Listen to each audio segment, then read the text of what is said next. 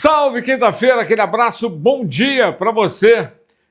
Tem saúde? Tá tudo ótimo. Agora, se for depender da alegria dos times do futebol do Pará na Série B, tá difícil. Depois do Paysandu sofrer a derrota que sofreu no último minuto, na terça-feira, para o Novo Horizontino, ontem foi a vez do Remo perder, mesmo fora de casa, mas sem jogar futebol, olhando o adversário deitar e rolar. Futebol medíocre, pobre, sem inspiração. E olha que o novo técnico estava do lado de fora com um caderninho anotando, fazendo as suas observações. Será que ele vai conseguir dormir até domingo para tentar fazer esse time jogar futebol? Que herança foi essa que deixou o Antônio Oliveira? O Remo espedaçado, completamente fora de sintonia. A gente vai falar aqui no nosso canal e também do Paysandu, que volta a treinamentos hoje para o jogo de Criciúma, com muitos problemas médicos e de suspensão para a escalação da equipe. Se você não é assinante, dá uma força para o canal, assina, aciona o sininho, deixa o like, quanto mais like melhor, para o YouTube recomendar o nosso canal, vou ficar muito feliz. Quanto mais inscritos chegar, melhor, a gente vai chegar aos 50 mil para fazer o sorteio. Então, seja bem-vindo ao Tombazão TV. E aí, você, torcedor do Remo, o que achou? Que análise você faria da atuação do Remo de ontem? Cara, fiquei decepcionado. Talvez tenha sido o pior jogo que o Remo fez na competição. Olha que já houveram atuações bizonhas, mas essa de ontem, mesmo com aquela alteração no segundo tempo, que o Remo conseguiu dar uma arrumada, como vai falar o Flávio Garcia aqui. Aliás, eu nem ia ouvir o Flávio Garcia, porque não tem que explicar o inexplicável. O Remo foi medíocre, cara. O Volta Redonda dominou praticamente os 90 minutos. O Remo ia achar o empate no final, ia ser premiado com o empate, mas no futebol não existe justiça, né? E o Volta Redonda acabou fazendo o gol no último lance do jogo. Tanto que quando foi dar a saída, acabou o jogo. O Matheus, Lucas Matheus, que inclusive passou aqui em 2024, não deu um chute, mas fez o gol da vitória do Volta Redonda. O Remo, eu diria o seguinte, é para se preocupar? É. Porque já está na 10ª colocação. Caiu de 5º para 10º. Tá? E vai pegar o CRB, que venceu em casa ontem por 3-2 a equipe do Botafogo. A gente vai falar dos resultados, mas dá uma analisada aí do que diz, né, o Flávio Garcia, que foi o interino ontem, né? Frustrante, né? Levar o gol no final, e ele tenta explicar as alterações com o Jaderson, com o Janderson, mas o torcedor não quer saber disso, o torcedor quer resultado, e o Remo não conseguiu, mais uma vez, perdendo no final. Flávio Garcia. É muito frustrante para a gente, né? A gente não pode se acomodar a não conseguir o resultado, a gente não pode se acostumar com isso, né? E esse gol no final foi muito frustrante para todos, os jogadores, a comissão técnica, todo mundo sentiu muito esse gol no final. De novo, voltando à resposta anterior, a gente pensou nessa situação de cruzamento, de tentar jogar o Volta Redonda para fora do nosso bloco de marcação, para eles não terem superioridade por dentro. Infelizmente, no primeiro tempo, perdemos muitos duelos. Com as trocas, eu acho que a gente melhorou um pouquinho essa postura no segundo tempo. Conseguiu ganhar mais o campo, subir a marcação.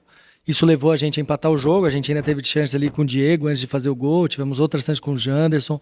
O Jaderson roubou uma bola no ataque e quase ali a gente conseguiu também acionar para fazer o gol, né? Então acho que a gente melhorou, né, na segunda parte. E no final, de novo, voltamos a baixar. Infelizmente, e num lance que a gente já estava esperando, a gente já sabia o que o Volta ia fazer, a gente acaba sendo infeliz, e felicidade do Volta Redonda que conseguiu fazer o segundo gol. Só esqueceu de dizer o seguinte, Caio Vinícius e Pedro Castro. Cara, nunca vi os dois jogarem tão mal como jogaram ontem. O Caio Vinícius conseguiu ser terrível. Ele não acertava um passe. Ele entregou a bola do segundo gol, estava com a bola dominada, sozinho, sem marcação. Ao invés de segurar o jogo, tentar a posse de bola no ataque para segurar, e já que estava no final do jogo, o empate já seria um grande resultado, foi querer dar uma esticada de bola, como ele tentou fazer várias e não acertou nenhuma. E o Nathan Santos foi culpado do primeiro gol. Errou lá na frente um passe bizonho de 2 metros, contra-ataque, gol, mesmo com a bola desviando o Reinaldo. Né? O Reinaldo, que saiu contundido, é uma dúvida para domingo. Marrone levou o 3º cartão amarelo. O Remo tem Cantídio, tem Pavani, tem Pedro Rocha, jogadores que vão ser trabalhados pelos NASP para tentar voltar aí do jogo de domingo. CRB, 18 horas, Mangueirão. São 10 jogos que faltam, estreia do Guto Ferreira para tentar dar a volta por cima.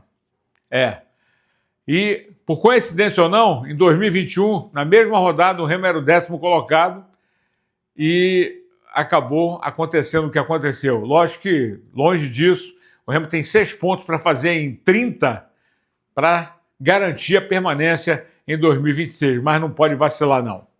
Guto Ferreira, dá teu jeito. E domingo tem que ser com vitória. E o Paysandu? O Márcio Fernandes deve estar batendo cabeça, porque além do astral, né, da questão emocional, do ambiente pesado, né, das cobranças feitas. Aliás, parabéns ao Frontini, que mais uma vez coloca a cara para bater. Na apresentação ninguém falou, somente o executivo, fazendo uma análise fria da situação e principalmente agradecendo ao torcedor bicolor da importância que tem tido ao longo de toda a competição e agora nesse último jogo. Quase mais de 6 mil espectadores no estádio, num time que está a cada dia caminhando para o rebaixamento, embora ainda tenha chance de mudar essa situação. São 10 jogos, 30 pontos, teria que ganhar 23 em 30, meio complicado, né? Para quem ganhou só 4, mas de qualquer maneira, tudo pode acontecer. Vou falar dos desfalques já, mas antes eu quero ouvir o Frontini. Ele, cara seguro, autêntico, verdadeiro e muito importante nesse momento, até para agregar junto aos jogadores, ao elenco, para essa tentativa. Houve a melhora? Houve, com o Márcio Fernandes, que conseguiu dar uma arrumada no time, mas a fase é muito ruim, cara. Nada dá certo. E o Frontini fala aqui no Tomazão TV. Em primeiro lugar, a gente tem que agradecer o torcedor que veio ao estádio ontem. Entendeu? Eu nem acreditava que ia vir um número tão grande e nos apoiar até o final, mais uma vez. E no final a gente acabou saindo mais uma vez com resultado negativo. Então, para vir hoje trabalhar, a gente tem 2 situações. Ou a gente vem cabisbaixo e desanimado e tem um jogo muito difícil domingo, ou a gente tem que sacudir a poeira e continuar lutando. É isso que o clube pede. O clube é grande, a marca é grande, o momento nosso é muito delicado, é ruim, mas a gente tem que continuar acreditando, trabalhar, aceitar as críticas, faz parte, o nosso momento de estudo, mas se abaixar a cabeça, domingo fica mais difícil ainda. Teve algumas coisas que a gente precisa melhorar, mas teve muitas coisas boas também. O segundo tempo, principalmente, a gente esteve muito mais próximo da vitória, mas a gente já vem com esse discurso há um tempo também. Então a gente precisa o mais rápido possível. Quando eu falo a gente, somos todos nós. Talvez eu sou o principal responsável e não posso fugir disso daí. Então é tentar achar o que tem de bom, corrigir o que vem acontecendo nos últimos jogos. A gente vem tomando muitos gols depois dos 40 minutos do segundo tempo. E aqui a gente não está para apontar o dedo para ninguém, a gente está para tentar corrigir e seguir. São 10 jogos, 10 decisões. Eu já vi muita coisa acontecer no futebol, mas a gente precisa começar a fazer a nossa parte. Vamos torcer para que essa volta por cima já aconteça no jogo de domingo, que a gente sabe que vai ser muito difícil. Tem o Criciúma aí crescendo absurdamente na competição com o Eduardo Batista, um time que é o melhor, seria o líder do retorno, né, em pontuação, como campanha. Tem Nicolas numa ótima fase, Borazzi entrando, fazendo gol. Fora isso, outros jogadores, né, Matheus Trindade e outros jogadores interessantes que tem o Criciúma. Vai ser uma missão em glória para o Paysandu, que vai ter pelo menos uns 5 jogadores ausentes aí. Não tem o Brian nem o Ross, que estão suspensos. Anderson Leite contundido.